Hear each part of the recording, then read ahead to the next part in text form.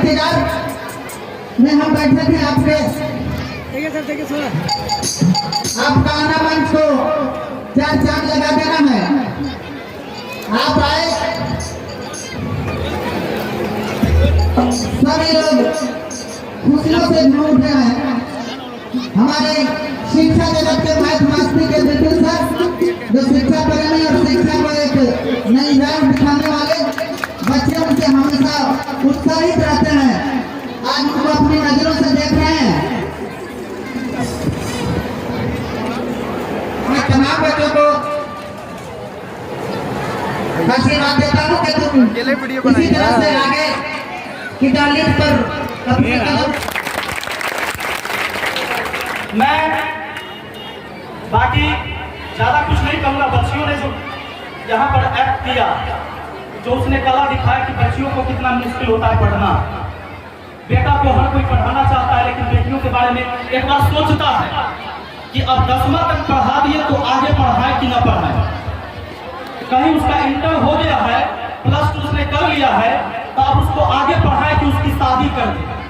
लेकिन बेटा के बारे में लोग ये सोचते हैं कि चलो इसको और आगे पढ़ाते हैं। वही ये दिखाया जा रहा था, उस दृश्य में सच्चाई है। अगर बेटिया ने 10th भी किया है, अच्छे मार्क्स लाई है, 12th करके अच्छे मार्क्स लाई है, तो यकीन मानिए बेटा ने तो एग्जाम में जो सवाल आया था उसका जवाब दिया था, लेकिन उस बेटियों ने एग्जाम में आए हुए सवाल के साथ साथ समाज के बहुत सारे सवाल को भी जवाब देकर सबों मार्क्स लाई। तो ये सोचने वाली बात है। और इस समाज में आज भी होते आ रहा है, लेकिन मुझे लगता है कि यहाँ से जरूर बदलाव आएगा और बदल रहा है। मैं चाहता हूँ कि पूरा भारतवर्ष इस गांव से सीखे और आप सब युवा गार्जियन इसमें भागीदारी निभाइए अपना कि बेटी बेटा में कोई अंतर नहीं है।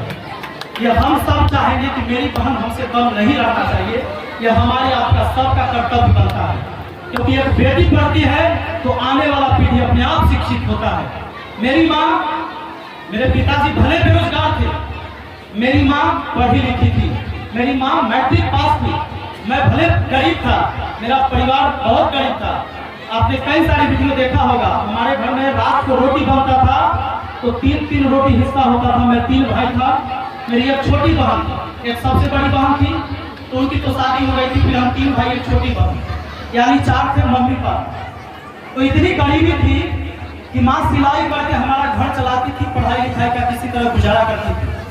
पर मेरी बात पढ़ी लिखी थी, वो मैट्रिक पास उस टाइम थी, तो वो शिक्षा का महत्व समझती थी कि हमको बच्चों को शिक्षित क्यों करना है।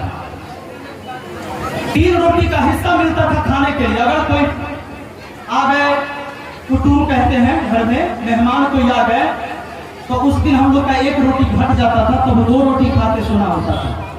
तो उस गरीबी को भी मैंने देखा है।